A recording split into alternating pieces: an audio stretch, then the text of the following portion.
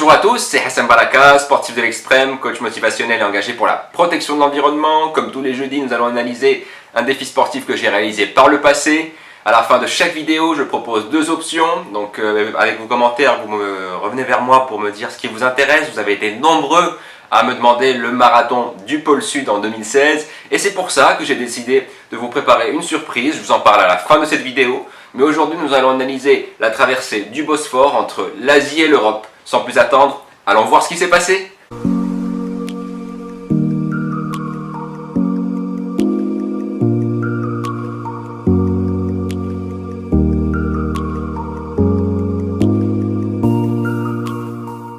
Sans plus attendre, je vais mettre play pour analyser avec vous la vidéo. J'étais arrivé donc à Istanbul. Je me suis installé à mon hôtel.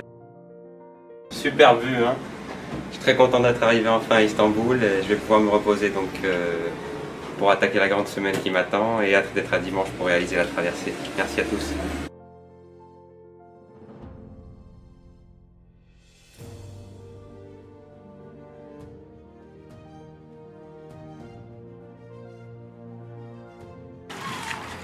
Alors bien entendu, j'ai continué mes séances d'entraînement donc dans la piscine de l'hôtel. Ensuite, j'ai eu l'occasion d'aller rencontrer donc les nageurs et le staff d'entraînement du Galatasaray section natation. Ça a été un véritable plaisir de pouvoir échanger avec eux et de voir les magnifiques installations qu'ils avaient. Donc on est au club de Galatasaray, section natation. J'ai pu rencontrer donc le manager et donc les personnes du club. Ça me fait vraiment plaisir. Voilà, donc ils m'ont remis donc quelques souvenirs et en l'occurrence leur maillot donc, de l'équipe de football. Il faut savoir que les équipes donc, en Turquie, c'est quasiment tous des clubs omnisports, donc ils ont plusieurs disciplines. En l'occurrence, vous connaissez la notoriété du Galatasaray et en l'occurrence aussi du Fenerbahçe que je suis allé aussi visiter donc, en football, donc, mais aussi donc, je vous dis dans différents sports.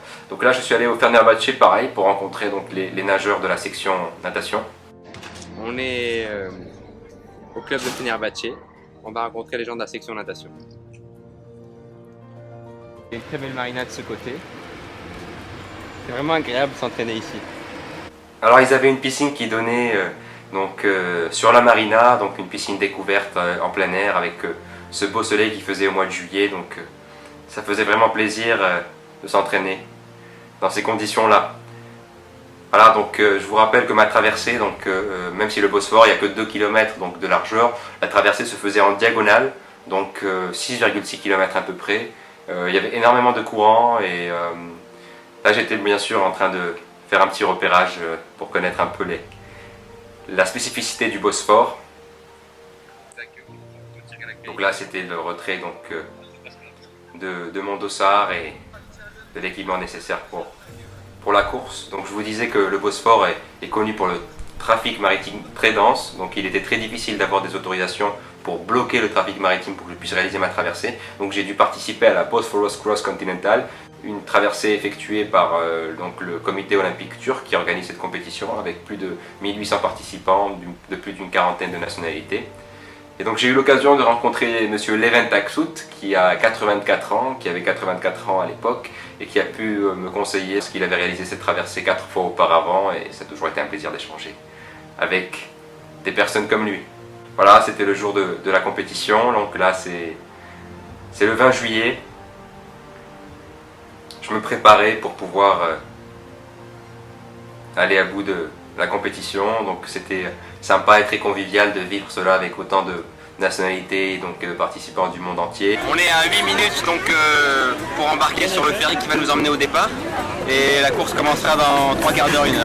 Donc il fallait qu'on monte sur le bateau qui allait nous emmener donc jusqu'à la rive asiatique pour revenir à la nage donc de l'Asie vers l'Europe où était donc la ligne d'arrivée. Là on est monté sur le bateau et puis après pour descendre il fallait attendre son tour. Je me rappelle, c'était très bien organisé avec des hélicoptères, avec une panoplie de bateaux donc, qui étaient là à nous soutenir, avec du public et une très belle expérience.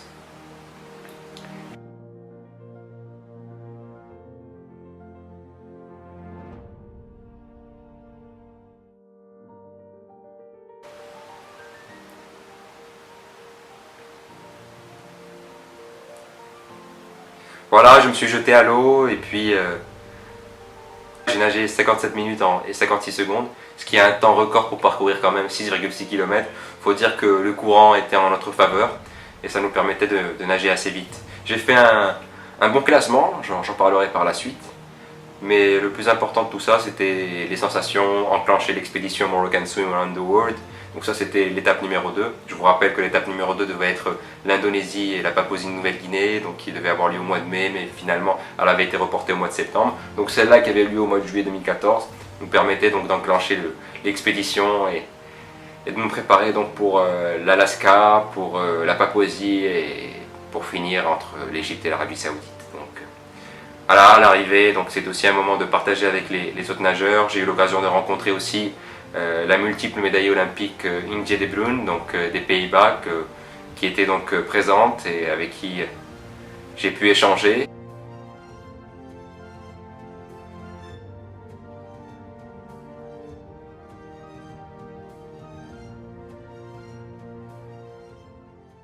Je suis très content, je viens de finir la course en 56 minutes et 57 secondes. Je finis 16e de ma catégorie d'âge. Mais bon, ça importe, ce qui importe le moins. Ce qui importe le plus, c'est en fait avoir réussi à rallier l'Asie à l'Europe. Donc quand je me suis jeté à l'eau, ça a été différent des autres courses parce que le Bosphore est tellement large qu'on s'est éparpillé petit à petit, qu'on nageait en fait tranquillement. Il n'y a pas eu de collision avec les autres nageurs. Pas mal de méduses. J'en ai compté 80-90 facilement. Et puis je suis très content, les sensations ont été très bonnes. Voilà, une très belle expérience, mais bien sûr, Moroccan Swim Around the World, ce n'est pas que le fait d'aller nager, il y avait l'activité écologique à réaliser. Le lundi 21 juillet, le lendemain de la course, la Bosphorus Continental. Après donc cette journée rude de compétition, aujourd'hui on s'apprête à passer une journée conviviale. On va aux îles des Princes pour passer une journée d'activité écologique avec des enfants, donc de l'association des enfants des rues d'ici d'Istanbul. J'ai hâte d'y rendre pour commencer cette journée. Donc voilà, c'était les enfants de l'association Elim Sende, donc d'Istanbul, avec qui j'ai pu donc réaliser une activité écologique que je ne détaillerai pas aujourd'hui parce que je reviendrai par la suite sur d'autres vidéos sur toutes les activités écologiques que j'ai réalisées à travers le monde. Là on est en pleine activité, donc les gamins s'amusent bien à ramasser les déchets, donc c'est superbe que les générations futures prennent conscience qu'il faut préserver notre environnement. Voilà, l'idée c'était quand même d'adopter des éco-gestes, de faire comprendre à la génération future ce qu'il fallait faire pour protéger notre environnement. Nous avons aussi eu l'occasion d'échanger sur pas mal de notions avec ces enfants-là, qui étaient extraordinaires et qui transmettaient énormément d'énergie. Nous avons pu donc apprendre des techniques de nage, à comment bien lever son coude, à comment bien utiliser son bassin pour avoir de l'inertie et pouvoir bien nager. C'était vraiment agréable, ils jouaient le jeu. Et puis voilà, donc ils s'imprégnaient de mes conseils.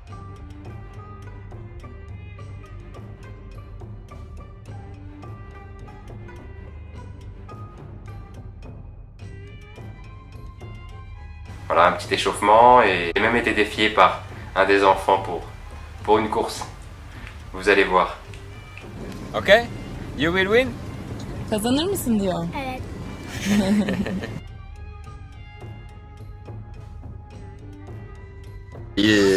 C'est l'heure de manger pour les enfants, donc on va les accompagner pour un petit repas et on commencera ensuite l'activité de l'après-midi.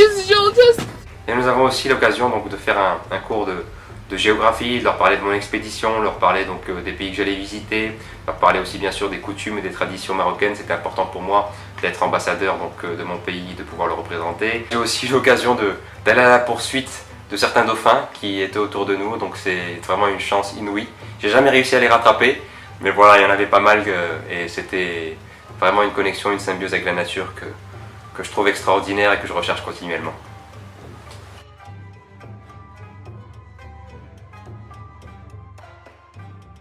Voilà, l'étape numéro 2 du Moroccan Swim Around the World avait été réalisée. J'ai reçu donc ce diplôme de la part de l'organisation avec mon timing de 56 minutes et 57 secondes pour réaliser les 6,6 km. Donc c'est un timing très rapide, mais bien entendu j'avais le courant en ma faveur. Donc ça a été une expérience inoubliable, mais non seulement pour la performance sportive, mais ça a été aussi un moment de convivialité où j'ai pu rencontrer les nageurs du Galatasaray, les nageurs donc de Fenerbahçe, les nageurs qui étaient avec moi lors de la compétition, et surtout j'ai pu mener à bien l'action écologique et aussi avoir un moment très sympathique avec les enfants où je leur ai appris à nager, on a échangé, et c'est ce que recherchait donc cette expédition Moroccan Swim Around the World. Ravi, et puis je vous dis à très bientôt pour la prochaine vidéo. Pas si vite, je ne vous ai pas encore dévoilé la surprise que je vous prépare.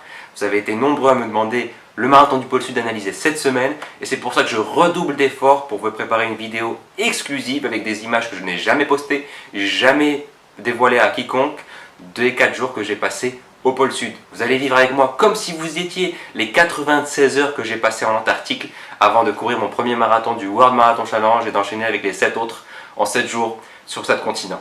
Bref, vous allez voir où est-ce que j'ai mangé, où est-ce que j'ai dormi et que ce que j'ai fait avant de débuter cette expérience inoubliable. N'oubliez pas d'appuyer sur la cloche pour avoir la notification, être les premiers à le voir. Je vous dis merci à vous, que la paix soit sur vous et à bientôt.